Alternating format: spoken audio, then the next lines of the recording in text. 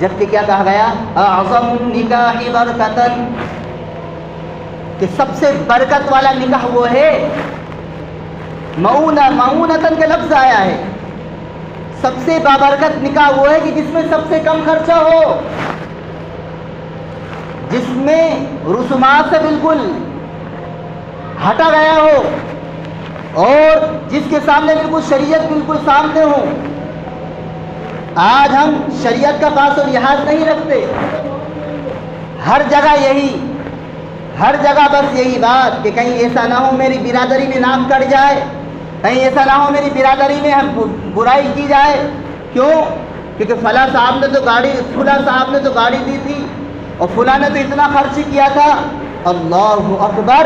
اور بیٹی کے حق کی جب باری آتی ہے تو پھر گردن نیچے کرنے لگتے ہیں۔ ارے یہی جو جہیز کے نام پر آج ہم لوٹاتے ہیں اور بے شمار خرافات کے نام پر ہم برباد کرتے ہیں، اگر یہی رقم یہ جو جہیز دیا ہے ہم نے، اگر اسی کو ہم جوڑ کے اور فرمائے کیلکولیشن کر کے اگر اس بیٹی کا حق دے دیتے ہم دوسری شکل میں تو کتنا اچھا ہوتا، اس کا حق بھی ادا ہو جاتا اور ہم آخرت کی رسوائی سے بھی فرما بچ جاتے۔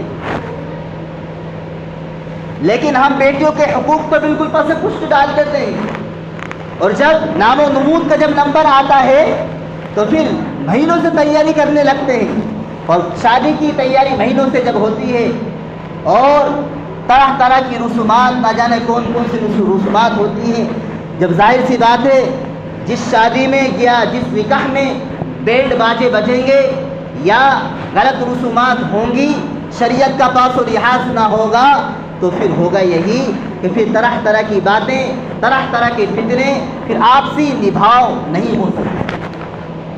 کیونکہ اللہ کے نبی صلی اللہ علیہ وسلم نے ارشاد فرمایا کہ نکاح تو وہی ہے کہ جس میں کم خرچہ ہو، اور بے شمار جگہوں پہ اللہ کے نبی صلی اللہ علیہ وسلم نے ہم کو اس بات سے آگاہ کیا ہے کہ دیکھو غلط رسومات سے بچو، غلط طریقے سے بچو، شریعت کا پاس و لحاظ کرو، نکاح کو مسجدوں میں کرو، کیونکہ نکاح ایک عبادت ہے۔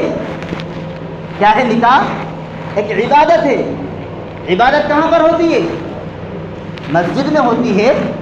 لیکن آج ہم نے اس رواج کو ختم کر دیا، برا مت ماننا، صحیح بتا رہا ہوں، یہ بات بالکل بڑی وضاحت کے ساتھ کہہ رہا ہوں کہ اعلنوا ھذا النکاح، کہ تم نکاح کو اعلانیہ طور پر کرو، لوگوں میں بالکل اس کا اعلان کرو کہ ہاں آج اللہ کا شکر ہے آج نکاح کی مجلس ہے۔ وَجْعَلُوا مَسَاجِدَكُمْ، اس طریقے کے الفاظ ہیں کہ اپنی مسجدوں میں تمہاری مسجدوں میں نکاح کیا کرو، کیونکہ نکاح ایک اہم عبادت ہے۔ نکاح کے ذریعے سے اللہ رب العزت ہماری نسلوں کو پروان چلاتے ہیں۔ نکاح کے ذریعے سے جب ربط ہوتا ہے، جب میاں بیوی ملتے ہیں تو پھر نسلیں جب پیدا ہوتی ہیں، ان نسلوں کے ذریعے سے دین پروان چڑھتا ہے۔ تو کیا کہا کہ نکاح کو تم مسجدوں میں کرو، نکاح کو عام کرو، علی الاعلان کرو اور مسجدوں میں کرو۔ لیکن ہمارے نکاح اگر بازار میں ہوں گے، ہمارے نکاح ڈھول تاشے سے اگر ہوں گے، ہمارے نکاح بم پھٹیکے کے ذریعے سے ہوں گے، تو میرے عزیزو ہم خود غور کر سکتے ہیں اس نکاح میں برکت آ سکتی ہے۔ غلط رسومات کے سائے میں اگر ہمارے نکاح ہوں گے تو اس نکاح میں، اس شادی میں برکت آ سکتی ہے؟ بولو، آپ جواب دو، نہیں آ سکتی۔ پھر نسلیں ہماری پھر دینی اعتبار سے محفوظ نہیں رہ سکتی، ہماری نسلیں قرآنی اعتبار سے محفوظ نہیں رہ سکتی، یعنی نہ تو ان کو پھر قرآن کا علم، نہ حدیث کا علم، نہ دینی اعتبار سے ان کی ذہنیت بس چوپایوں کی طرح یا غیروں کی طرح ماں باپ کی بھی زندگی گزر رہی ہے اور اولاد کی بھی زندگی گزر رہی ہے۔ اس لیے حدیث شریف میں کہا کہ نکاح کرو، اللہ رب العزت نے اگر استطاعت دی ہے، اللہ رب العزت نے اگر استطاعت دی ہے تو نکاح کرو۔ اے نوجوانوں کی جماعت، یا معشر الشباب من استطاع منکم الباءۃ فلیتزوج فإنه أغض للبصر وأحسن للفرج ومن لم يستطع فعليه بالصوم فإنه له وجاء۔ اے نوجوانوں کی جماعت، تم نکاح کرو اگر تمہارے اندر نکاح کی استطاعت ہے۔ جب نکاح کرو گے تو کیا ہوگا، کیا فائدہ ہوگا؟ فإنه أغض للبصر، کہ تمہاری جو نظریں جھک جائیں گی، تمہاری نظروں کی حفاظت ہوگی، تمہاری جو آنکھیں خیانت کرتی ہیں ان کی حفاظت ہوگی، واحسن الفرج، اور شرمگاہ کی حفاظت ہوگی۔ اور پھر آگے ارشاد فرمایا کہ اگر یہ بھی نہیں کر سکتے، کہ اگر تم نکاح نہیں کر سکتے فعلیہ بالصوم، تو روزہ رکھو، کم سے کم روزہ رکھو۔ روزہ کا فائدہ کیا ہوگا؟ فإنه له وجاء، اس سے خواہشات نفس ٹوٹے گی، خواہشات ٹوٹے گی جب، تو انسان گناہوں سے بچے گا۔ آج جو بے شمار نقصانات ہیں اس کی واحد وجہ یہی ہے کہ اولاد بالغ ہو جاتی ہے، بیٹی ہماری زیادہ عمر کی ہو جاتی ہے، یا بیٹا ہمارا زیادہ عمر کا ہو جاتا ہے، اور ہم خواہ ساز و سامان میں الجھے رہتے ہیں، جہیز کے نام پر الجھے رہتے ہیں، سامان میں الجھے رہتے ہیں، خرید و فروخت میں الجھے رہتے ہیں۔ کبھی ابھی تو سال بھر باقی ہے، ابھی سال بھر میرے بیٹے کی تیاری کروں گا شادی کی، یا بیٹی کی تیاری کروں گا شادی کی، جہیز کی تیاری کروں گا، پورا ساز و سامان کی تیاری کروں گا، اس کے بعد نکاح کروں گا۔ اللہ معاف کرے، حدیث شریف میں تو یہ فرمایا اللہ کے نبی صلی اللہ علیہ وسلم نے کہ لوگوں کہ اگر اولاد جب بالغ ہو جائے، اور اولاد بالغ ہونے کے بعد اگر ماں باپ کی ذمہ داری کو نہ سمجھیں، اور ماں باپ اگر ان کا نکاح نہ کریں، ان کی شادی نہ کریں، تو پھر کیا ہوگا یہ کہ جب اولاد جب گناہوں میں ملوث ہوگی، جب زنا کاری کرے گی، جب الٹے سیدھے کام جو کرے گی، تو اس کا وبال اور گناہ ماں باپ کے اوپر ہوگا، جو بھی اس کے سرپرست ہوں گے اولاد کے، اس کے اوپر ہوگا۔ اس لیے کیا ذمہ داری بتائی کہ بالغ ہو جائے اولاد تو اس کی شادی کی فکر کرو۔ ابھی حدیث شریف سنئی نا کہ نوجوانوں کی جماعت اللہ رب العزت نے استطاعت دی ہے تو نکاح کرو۔ اسی ایک حدیث شریف میں کہا گیا کہ ایسی عورتوں سے نکاح کرو، ایسی عورت سے نکاح کرو کہ جو بہت زیادہ محبت کرنے والی ہو، جو بہت زیادہ بچے جننے والی ہو، ایسی عورتوں سے نکاح کرو، اور ایسی خاندان والی، اور فرمایا کہ ایسے اونچے علم والی کہ جس کے اندر دینداری ہو، ایسی عورتوں سے نکاح کرو۔ اس لیے ایک حدیث شریف میں کہا گیا تنکح المرأة لأربع، کہ عورتوں سے عامتاً جو نکاح کیا جاتا ہے اکثر و بیشتر 4 وجوہات کی بنیاد پر نکاح کیا جاتا ہے۔ سب سے پہلی چیز یہ بتائی گئی لمالہا، کہ اس کے مال کی وجہ سے نکاح کیا جاتا ہے۔ دوسری چیز یہ ارشاد فرمائی ولحسبہا، کہ اس کے حسب نسب خاندان اعلیٰ ہے، اس کی وجہ سے نکاح کیا جاتا ہے۔ اور اس کے بعد ارشاد فرمایا ولجمالہا، یا اس کے اندر خوبصورتی ہے، اس کی وجہ سے نکاح کیا جاتا ہے۔ اور چوتھی بات یہ ارشاد فرمائی ولدینہا، تو اس کے اندر دینداری ہے، اس کے اندر اچھے اخلاق ہیں، اس کی وجہ سے نکاح کیا جاتا ہے۔ اللہ کے نبی صلی اللہ علیہ وسلم نے ارشاد فرمایا کہ ولدینہا، کہ تم دین کی وجہ سے جو نکاح کرتے ہو تو پھر اس چیز کو بالکل بس فرمایا سب سے پہلے اسی چیز کو رکھو، فاظفر بذات الدین، کہ دین کو ترجیح دیا کرو۔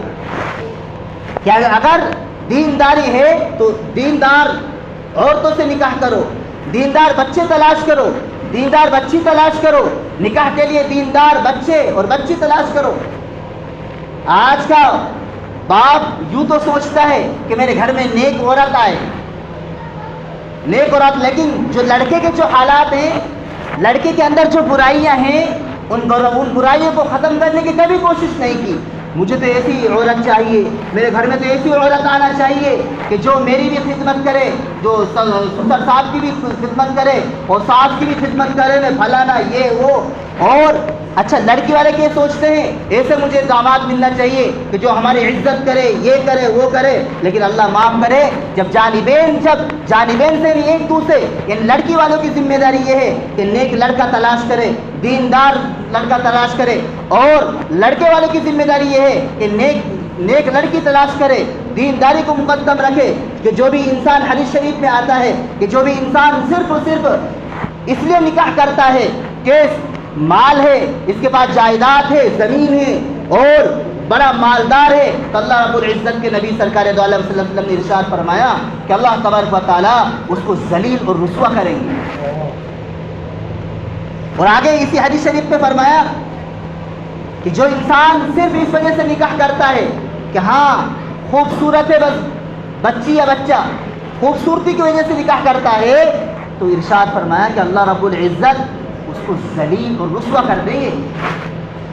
مالداری کی وجہ سے نکاح کیا ہے تو اس کو غریب اور مفلس بنا دیں گے اللہ رب العزت۔ اور اگر انسان دینداری کو دیکھ کر نکاح کرتا ہے کہ ہاں اس بچی کے اندر، اس خاندان کے اندر، اس بچے کے اندر دینداری ہے، اچھے اخلاق ہیں، قرآن کا علم ہے، حدیث شریف کا علم ہے، دیندار ہے، صرف یہی اگر اس کے سامنے ہوتا ہے تو پھر کیا ہوگا؟ اللہ رب العزت اس نکاح میں، اس شادی میں برکت عطا فرمائیں گے۔ اب ہم خود غور کریں، ہر انسان غور کر سکتا ہے کہ ہماری شادی شریعت کی نظر میں کتنی ہے؟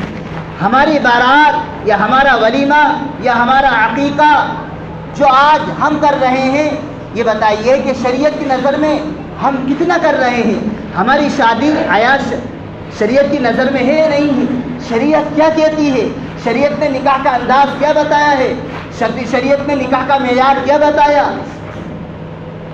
جب ہم ان چیزوں کو جانیں گے نہیں، سنیں گے نہیں، تو ہمارے اندر کیسے یہ چیزیں آئیں گی؟ اس لیے کہا جاتا ہے کہ اگر لڑکے کی شادی ہو، اس کے ماں باپ کی بھی ذمہ داری ہے کہ وہ کسی اہل علم کے پاس بھیجے کہ نکاح سیکھے کہ کس طریقے سے زندگی گزارنا ہے، کس طریقے سے بیوی کے ساتھ رہنے ہیں، اور کیا کیا حقوق ہیں ایک دوسرے کے۔ یہ تمام چیزیں جب ہوں گی، جب یہ 30 چیزیں جب ہمارے گھروں میں ہوں گی، تو انشاءاللہ بیٹی جب کسی کے گھر رخصت ہوگی تو اللہ رب العزت کی ذات سے امید ہے کہ اللہ رب العزت اس بیٹی کو اس گھر کا بالکل فرمایا کہ گھر کا ایسا نمونہ بنا دیں گے کہ واقعتاً وہ لوگ کہیں کہ فلاں صاحب کی جو بیٹی ہے وہ بڑی نیک گھرانے کی ہے، بڑی دیندار ہے، اور ماں باپ بالکل عزت کے ساتھ بالکل زندگی گزار سکتے ہیں۔ لیکن اگر ہماری بیٹی یا بیٹا اگر ان میں اگر کمی رہی تو پھر ہوگا یہ کہ آپ کا لڑکا ایسا ہے، لڑکے والے بولیں گے آپ کی لڑکی ایسی ہے، آپ کی لڑکی کے اندر یہ عیب ہیں، یا آپ کی لڑکی کے اندر یہ عیب ہیں۔ یہ طرح طرح کی جو باتیں ہیں دینداری نہ ہونے کی وجہ سے ہوتی ہیں، اور جو بہت ساری بے شمار جو خرافات ہیں ان کی وجہ سے ہوتی ہیں۔ اس لیے ہم سب کی ذمہ داری ہے میرے عزیز و نوجوانوں کہ جو شریعت نے ہم کو جو پیغام دیا ہے، اور شریعت کے جو احکام ہے، اللہ رب العزت نے جو ہم کو احکامات بتائے ہیں، اور نبی کے جو طریقے ہیں ان کے مطابق انشاءاللہ ہماری شادی بیاہ ہوں گے تو اللہ رب العزت دنیاوی اعتبار سے بھی ہم کو کامیابی سے نوازیں گے، اور آخرت میں بھی اللہ رب العزت کی ذات سے امید ہے اللہ رب العزت ہم کو آخرت میں بھی نوازیں گے۔ اللہ عمل کی توفیق عطا فرمائے۔ وآخر دعوانا الحمدللہ رب العالمین۔